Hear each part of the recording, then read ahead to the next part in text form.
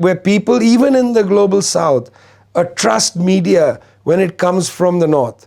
Like BBC is supposedly trustworthy, this understanding that, well, it's a European channel, therefore it must be telling the truth, and a Chinese channel is giving the Chinese point of view.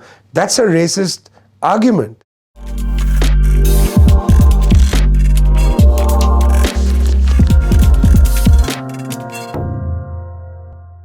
Sometimes at night before I go to sleep, I watch stupid TikToks, TikTok is not a Western-dominated app.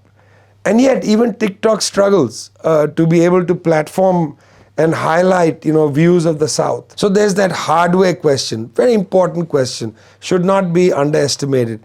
The hardware gap means that in many cases, even media of the South has to rely on the hardware of the North. There's hardware things, don't have sophisticated satellite systems. But actually underneath that is even more difficult challenge, which is the issue of credibility. At some level, colonialism has this legacy in our world, where people, even in the global south, trust media when it comes from the north. Like BBC is supposedly trustworthy, or CNN, or Agence France Presse, or the Associated Press, and so on. There's a kind of a sense that Western media is, not biased. There's a sense, even though that is decreasing now, still there. All these decades after colonialism, people still think, well, maybe it's a report from, the New York Times. It's credible. They have purchased credibility as part of their colonial heritage.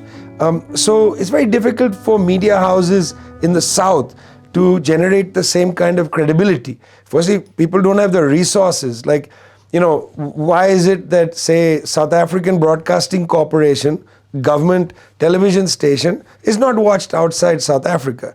There is no appetite to watch South African television, or to watch Cuban television, or to watch even Brazilian television. Now, some of it is language, but language has never been the main barrier.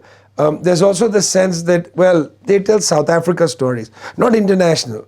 International is the domain of the old colonial countries. They dominate the telling of international news. So that's a huge challenge, this idea of credibility. And I think Chinese media is finding that now. Chinese media has a hard time establishing, itself globally, because even in countries in the South, people don't necessarily see it as the most reliable television, channel available.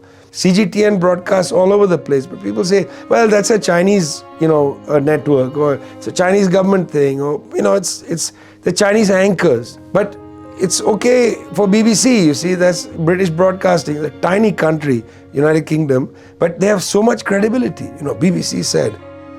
Information disorder. Who can you trust?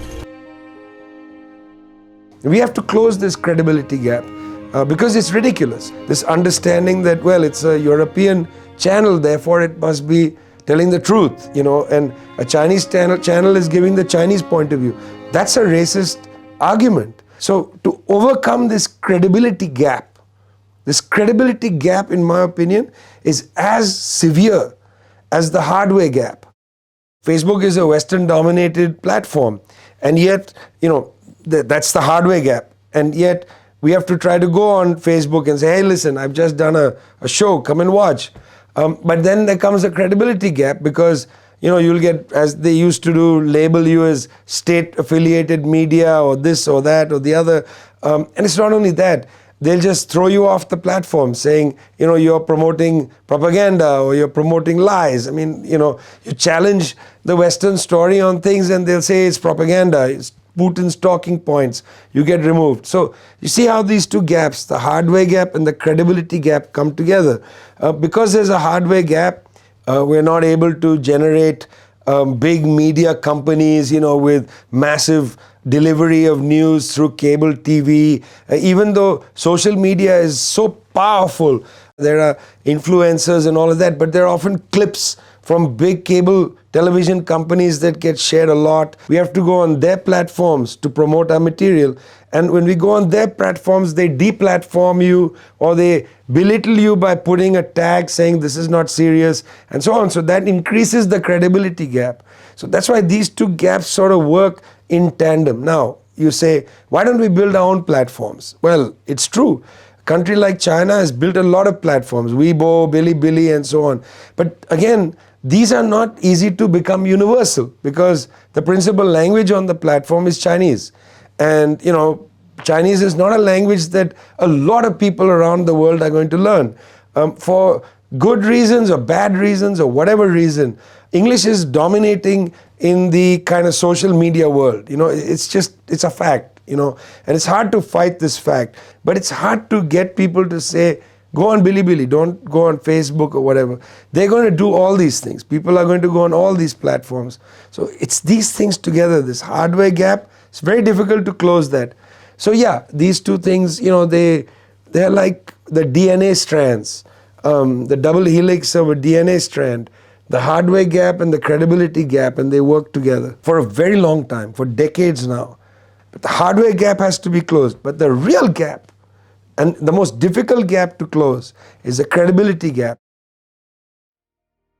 My friend Eduardo Galeano, the great Uruguayan writer, used to repeat this very nice story. He would say that, scientists say that humans are made of atoms, but actually that's not true. Humans are not made of atoms. Humans are made of stories. What makes a human different from everything else in the world is we carry stories inside us. And I believe very much that the role of the storyteller in society is the role of the peacemaker, because you bring people together. I think stories, or the exchange of stories, humanizes people. It makes us love and appreciate each other. But what happens often is, the way the world works is we start losing that humanity we learn. And we have so many common problems in the world, but because we're not listening to each other, we're not attending to the different stories that different people carry, we don't trust each other, we want to confront each other, we go to war and so on.